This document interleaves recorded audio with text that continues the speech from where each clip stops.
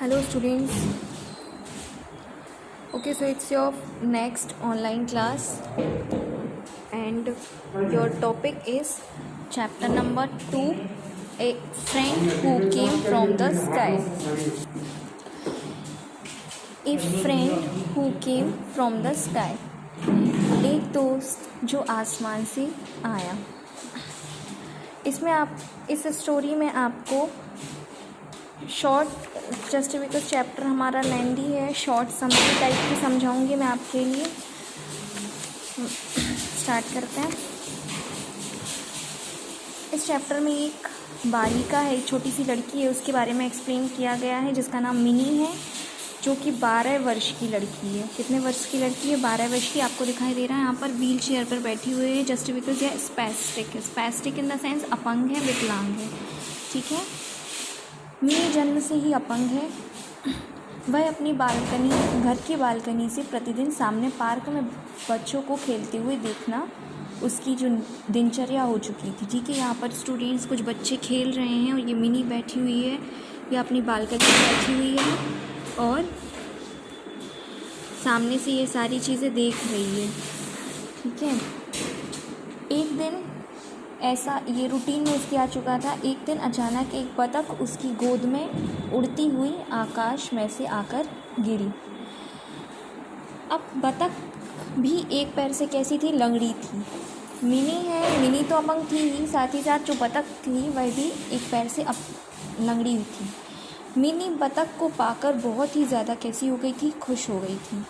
और वह, उसकी माँ और वह बतख की खूब ज़्यादा क्या करते थे? सेवा करते थे। क्यों करते थे? क्योंकि वह जो बतख थी वह एक पैर से कैसी थी? अपंग थी, वह भी लंगड़ी थी। तो उसकी माँ और मिनी दोनों उस बतख की क्या करते थे? बहुत ज़्यादा सेवा करते थे।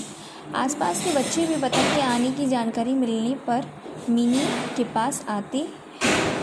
उनमें से एक बच्चा यह कहकर दुखी हो जाता है कि लंगड़ी की वजह से बतख अपने दोस्तों के साथ घूम फिर नहीं सकती है। अब यह जो बात है वह मिनी के दिमाग को छू जाती है, मिनी के दिल को छू जाती है, क्योंकि मिनी भी एक पैर से कैसी है? स्पैस्टिक है। ठीक है, वह भी अपने फ्रेंड्स के साथ में ना तो खेल सकती है, ना दौड़ सकती है, ना घूम सकती है, ना यहाँ से वहाँ जा सकती है। इस बच्चे को अपनी कही हुई बात पर बेहद क्या होता है? पश्चाताप होता है, क्योंकि उसे यह याद नहीं रहता है कि जो मिनी है वह सामने बैठी हुई है। ठीक है, बच्चों के लिए बतख एक खिलौना बन जाती है। मिनी और उसकी माँ बतख की काफ़ी देखभाल करती है, जिसकी वजह से जो बतख है वह कुछ दिनों में ही कैसी हो जाती है? ठीक हो जाती है।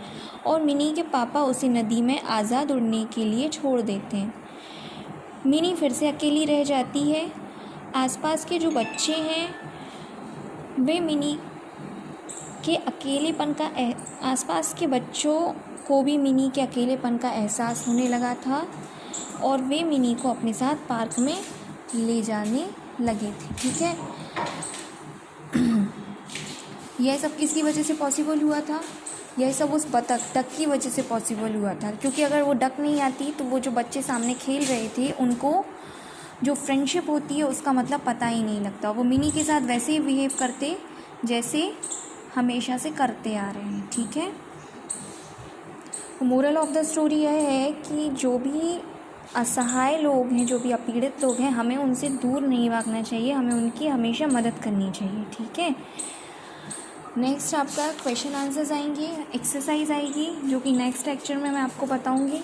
तब तक आपके लिए एक्सप्लेनेशन के लिए सुनना है, स्टोरी पूरी पढ़नी है और खुद से एक्सप्लेनेशन अब लेना है। ठीक है, for till then stay safe, stay healthy.